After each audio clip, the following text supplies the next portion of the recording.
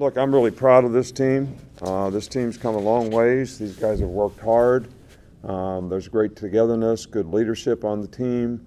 A lot of guys have made significant improvement because they've stayed positive and stayed the course in terms of listening to what the coaches had to say about what they needed to do to improve and actually have really good relationships with each other on this team. So I was really pleased that the team didn't buy into, the rat poison or whatever you want to call it. I thought this was a little bit of a trap game, and I actually asked the players yesterday in the team meeting to stand up and say what they had to do, each position, each leader at each position.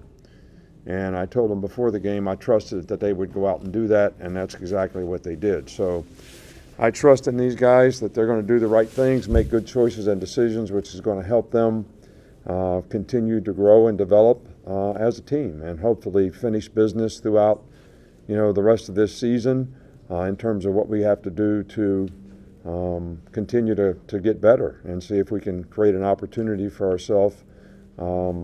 Obviously, it's great that we won the West and going to have an opportunity to play in the SEC championship game, which I'm very happy for this team that they were able to accomplish that. I think there's probably very few people after the Texas game or the South Florida game, a lot of naysayers out there never really believed in these guys, but I've always believed in this team and trusted in this team that they would develop into something that's special, and it has been special. It's been a great experience to see them grow and develop and the confidence that you need to, play really, really well. I think they were sort of excited about the fact, a couple guys came up to me and, I always talk to them about when we play on the road, if you empty the stadium, that means, you really beat the other team. So a couple guys made it. I didn't use that in this game, but they certainly got the message and said, "Hey, coach, look around." So I'm pretty proud of them the way they played today. And obviously there's some things that we can correct and fix. We made some errors that obviously we busted on the 60-yard run at the end of the game when we put the twos in there. But these are all learning experiences that these guys will have an opportunity to get better at. Jalen played really well. I thought, the offense started the game out and set the tempo of the game extremely well. He played extremely well. The whole idea was the way they play on defense is take what the defense gives, and we nickel-dimed them in the first couple of drives, and then we hit a couple big plays. So I thought they did a great job on offense, and great team win for us. Aaron, slide that computer in a little closer, and we'll start with Nick. Yeah, you talk about Jalen Nora, but as far as this team's overall resiliency, that he's shown that same quality. How have you seen that from him through the course of the season, the resiliency that Jalen's had? Well, I guess that's what I was trying to explain, that these guys have had great perseverance, shown great resiliency, been able to, you've heard me say this before, manage hard. Whenever things got hard, they always seem to come up with, we can come back in a game when we're behind 7-6. We can come back in a game when we're behind 20-6. We can make plays when we need to make them. So I think that comes from confidence, but I also think it comes from believing in each other and believing in what you're doing. And coaches have always also done a really good job of selling the players on, hey, if you do it this way, you're going to have success. Edwin? Coach, over here on the right.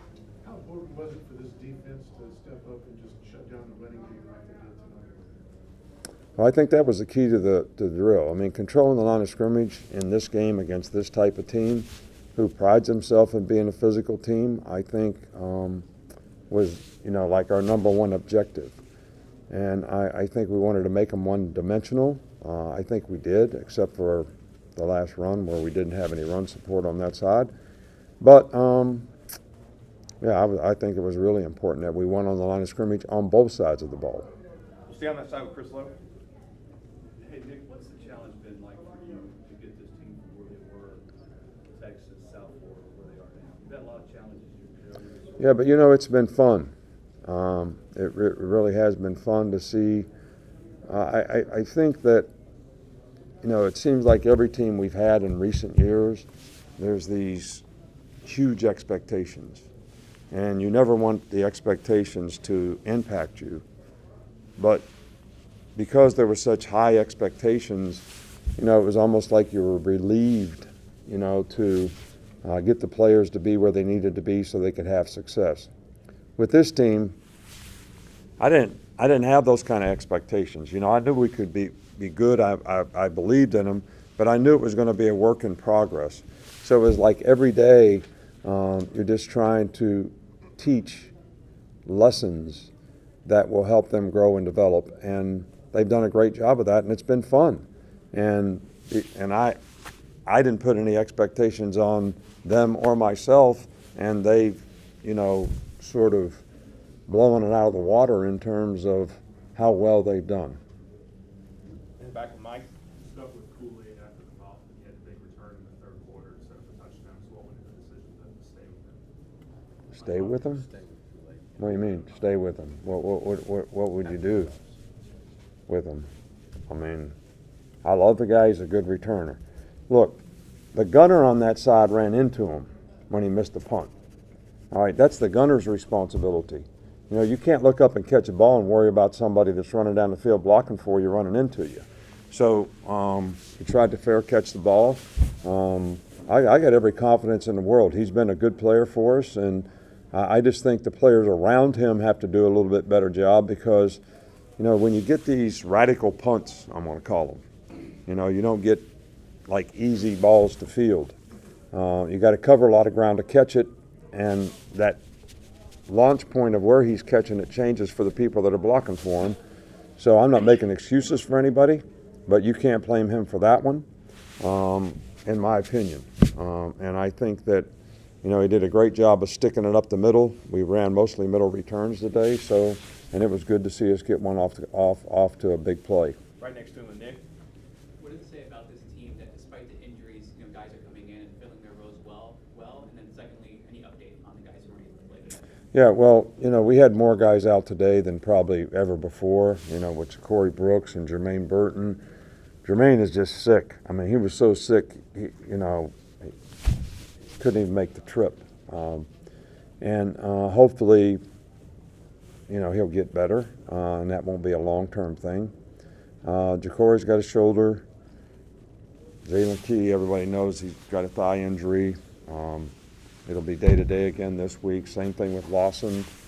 So we'll just have to, see how it goes. But I was really pleased with the way the guys that filled in today and took their place, and we had to shift guys around in the secondary.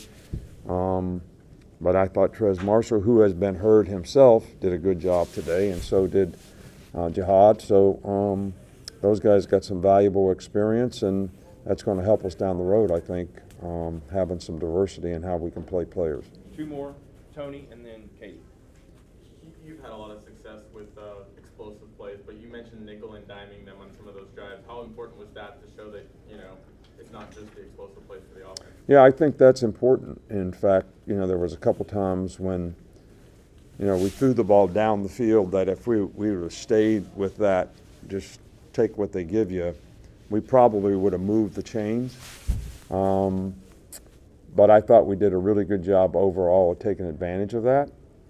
But look, a 5-yard pass is just as good as a 5-yard run. It's 2nd and 5, and you keep things moving. So we did a good job on 3rd down again today. So kept the ball quite a bit. So I think that was a real positive for us. Finish up on the right with Katie. How important do you think the bye week was for Jalen Milroe? The last 2 games out of it, he has 2 touchdowns. 10 touchdowns. Whether it was just getting his legs back under him or maybe developing more Tyrese. You'd have to ask him if the bye week.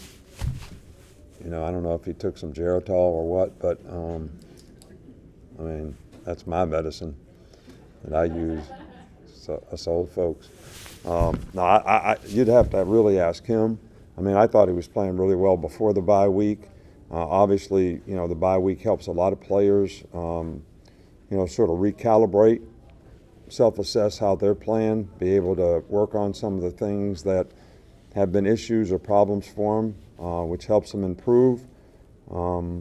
you know, you don't have the pressure of another game plan, you know, during a bye week, so you can kind of focus on what you need to do. So that's probably a good thing for all players. But, you know, I think his confidence is growing, and I think the confidence of the players around him has grown, and our production and performance has sort of mirrored that confidence.